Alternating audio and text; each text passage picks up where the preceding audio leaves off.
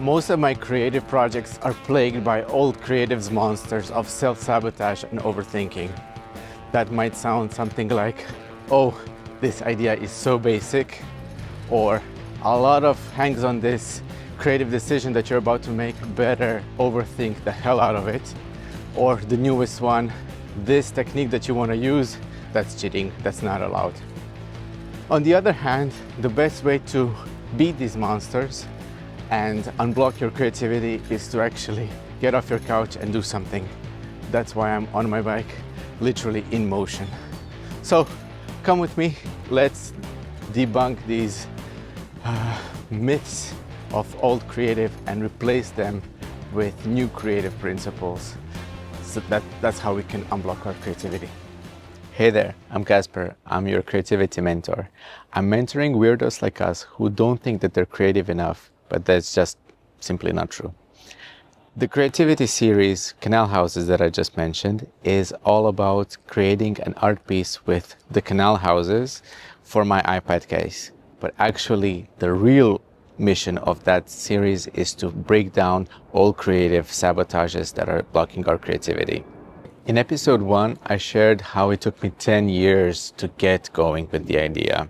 If you missed it, congratulations, you've just fast forwarded into episode 2, where we're actually doing the thing.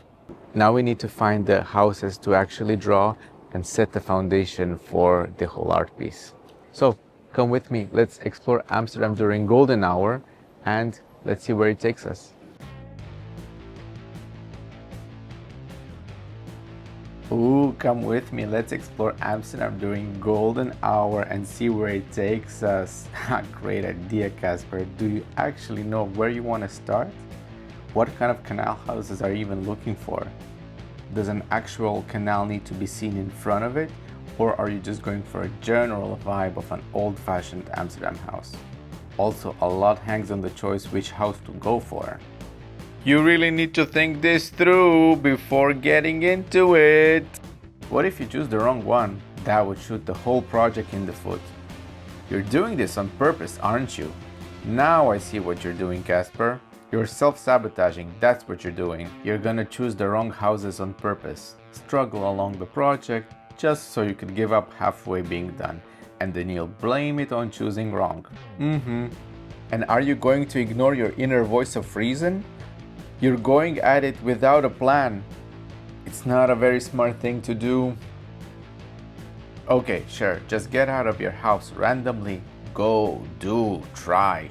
Figure out the details later. Actually, this is how I beat the old creative monster this time. I've given him a name, he's called the Self-Doubt Monster, and I invited him to join the project.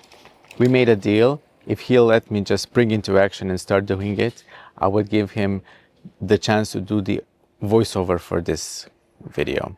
He can vent all of his doubts, well, maybe not all of them because the video would take 5 hours, but you know, he'll vent and I still won't listen to him.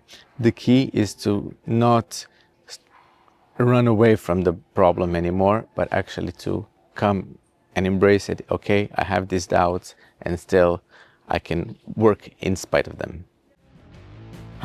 Seems like there's no stopping you. Fine, do what you want, make a fool out of yourself, ride that bike around town. So naive. I hope you get busted for filming while riding. This guy has an extra 100 euros and he's asking to pay the fine. Either way, this canal houses idea is so basic and overdone. Just because you're an eternal sucker for this overhyped city, that doesn't mean that anyone else will be into it. And I know you do care what others think. Yeah, I do care what other people think. So what? I still did something. I got off of my couch and I'm here talking into a camera, risking looking like a fool, or even worse, like a tourist. But I think that's more than you can say, Mr. Never Stop Planning. I trust myself I'll make this idea into something unique, or at least something that's uniquely my own. I don't see the full path ahead, and that's okay. I am creative today, and I'll wake up creative tomorrow too. I'll figure it out. Hey, it's back to Creativity Mentor Casper, not old creative monster anymore. I've put on my creativity glasses, and you can call me New Creative, because we're making new creative rules to replace the old ones. And this is where it hit me. Saying out loud, I'll figure it out, and that it's okay not to have the whole vision for the art piece. That unlocked the next bit of the creative road ahead. But for that, I needed to let go of my first idea. Weirdos, we found our houses. I always saw the canal houses I would draw as an eclectic bunch, leaning and spilling over like a playful yet hot mess. Yet, something caught my attention and sparked an idea once I saw these uniform, almost copy-pasted houses. Because even though their skeleton was the same, each of them happily let their occupant's personality shine through, and I didn't see them as same at all anymore. What if I choose these houses? There's enough canal in between us, that works too. I can see more of the houses in the composition. And then the big idea that's gonna make this art piece not basic is that every house can represent one of my interests. For example, a house with my favorite cartoons, a queer house, a Harry Potter house. I could see this working.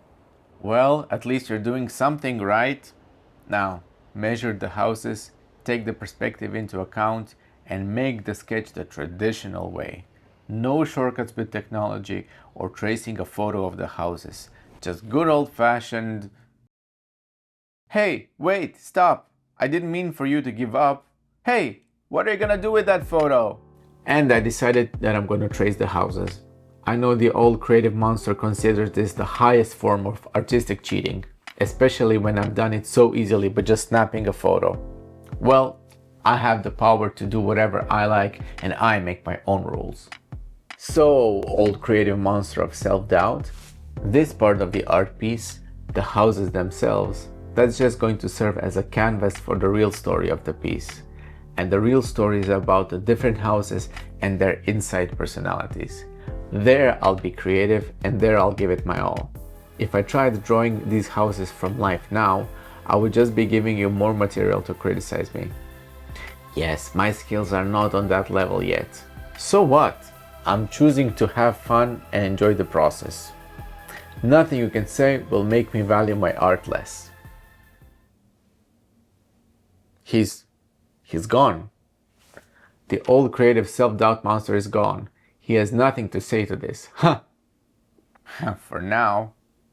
Enjoying the process is important because it helps us get our art piece across the finish line. At the end of the day, that's all that matters. So it's okay to make your own rules and just pick your battles. Today, I chose to trace the baseline of the art piece because I will tackle the creativity part in the next phase, but also I will learn this another day. It's fine. This one was challenging enough with all creative monsters calling it basic and putting a lot of pressure on which houses to choose in the first place. I'm also happy that I didn't marry my first idea of going for eclectic houses. Instead, I choose more uniform ones, and it's going to be much easier to highlight the differences between the houses. If you're interested how not to marry your first idea, I have a video for you on the screen right now where we do a deep dive. Thanks for watching, and see you in the episode 3, where we get creative with drawing the different worlds in each house. I came back to snap another picture because I realized that I messed up the first one.